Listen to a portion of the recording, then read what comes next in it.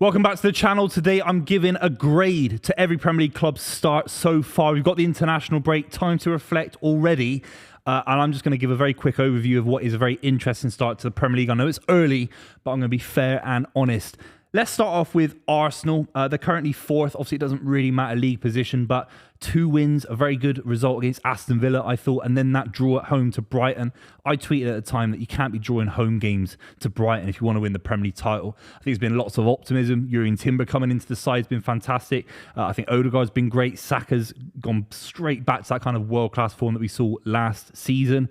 But we have to be a little bit harsh on Arsenal because you need maximum points, I think, ahead of the North London derby. I know the Declan Rice sending off was completely unjustified, but that did happen. And they go into the North London derby without Declan Rice. So I think there's a massive factor there that their season's not started off as smooth as it needs to be.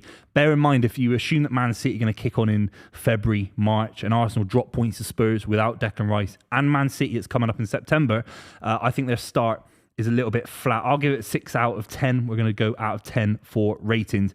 Let's move on to Brighton, who are currently in third. I'm massively impressed with Hurtsler. I think he's come in and kind of built on De Zerbi's quality as a manager last season. They fell off a little bit, Brighton. Had a couple of spells where they were a little bit flat, but Rutter, who's come in, looks absolutely fantastic. And someone that I know massively scored an unbelievable goal against Man City. Enciso's kind of come back into the side, and the amount of substitutions Brighton are able to make in these big games, particularly against Arsenal. Brighton are now competing against Arsenal. They're beating Manchester United and they're playing a beautiful brand of football as well. So I think you have to sit there and say Hurtsler has done an unbelievable job. He's 31. How do you command respect when you're that relatively young in the Premier League and do it in such a massive manner, beating Man United in such a good way as well? I have to give them, honestly, a 10 out of 10. They've been absolutely exceptional. How many times do we say it about Brighton?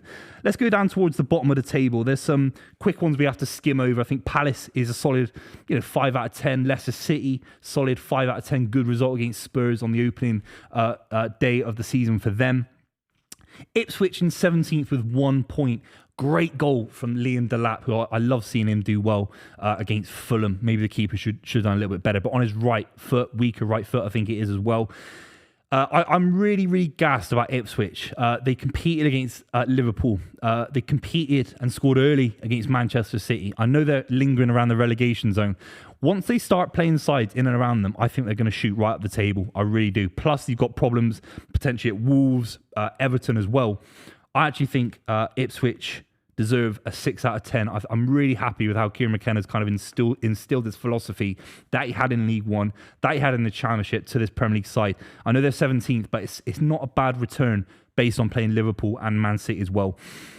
Everton on 0 points. I think this is just a little bit harsh to give them a 0 out of 10 or 2 out of 10.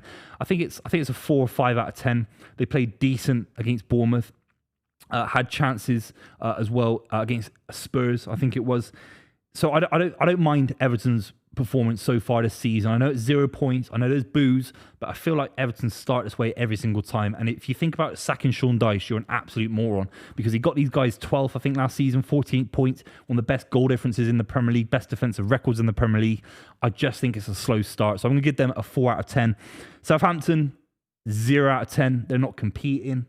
Passages of spells of play that I've seen that are decent, but they're not competing at this level. The signings that have come in haven't been good enough, in my opinion.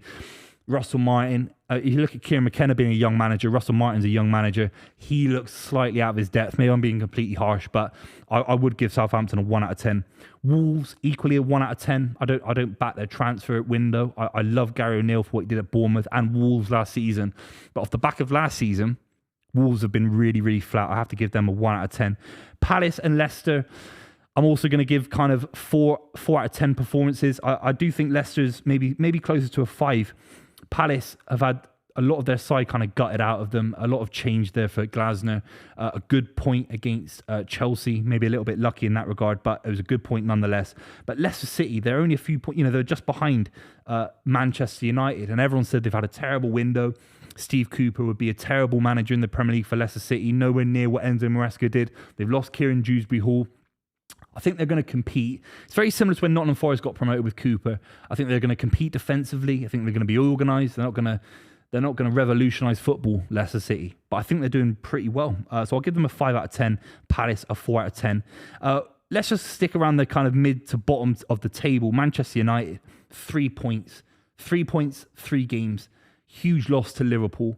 How many times are we going to talk about Manchester United losing these big games, the biggest game in English football, losing to Brighton, getting absolutely destroyed through the middle of the park? And I'm seeing football content creators, I'm seeing football fans on Twitter justifying the Casemiro decision that you have to start him, that it's not Ten Hag's fault. It's literally Ten Hag's decision to pick the starting 11 against Liverpool and put your best foot forward in a football match. And you're not doing that by playing Casemiro, who has been now for the last year, and it's no disrespect. He deserves to be playing in Saudi Arabia. He deserves to be playing in LA, for example. And I think he's completely cut out of it. And I think Ten Hag has to be at blame for Man United getting a win against Fulham, and that's it so far. And we're going into September. I just don't think it's good enough. I have to give Man United a 0. I think they've been absolutely shocking. I really do. And if it's a transfer video, if it's about their transfer record in the summer, I'd give them a 6, 7, 8, something like that, because I think the transfer window has been good. On-field performances have been really flat. They really have been. Let's move a little bit higher up the table. Liverpool currently in second. Perfect record, haven't conceded a goal yet. Their keeper looks bang at it. Salah looks intent and has a desire to play for the club. The way they're playing in midfield, Ryan Gravenberch is playing in a double pivot that Jurgen Klopp couldn't quite get right last season. Had to put a lot of trust into Endo, a lot of trust into McAllister as a single defensive midfielder option for Liverpool. And Arne Slot's come in and is able to coach this kind of 3-man midfield, all playmakers really, McAllister, Szoboszlai and Gravenberch. And there's a lot of protection there. They keep the ball very, very tidy. And I think it's a very, very good start for Liverpool. It's an amazing start because even if you lose a game or draw a game, Liverpool are under so much pressure with Arne Slot. The headlines are huge. They're one of the biggest clubs in the world. And to get these guys kind of slowly rolling towards being second in the Premier League table, undefeated, smashing Man United away from home for them, I think it's a really underrated season for Liverpool so far. I know it's early, but maximum points, not a goal conceded, just behind Man City. It has to be a 10 out of 10. It's the best start any Liverpool manager could ever have 3 games in. Again, I know we're early. Man City, I wouldn't give a 10 because I think it's almost standard. Obviously, you throw in Ipswich in there as well. And obviously, we haven't played Liverpool and Arsenal and Man United yet. So the big games aren't quite there yet for Man City in the same way maybe Liverpool have had big games. But Chelsea was a big performance, big result as well. I think you have to give Man City a 9. I think Erling Haaland in particular is driving the City side on. Phil Foden's yet to come back into the fold.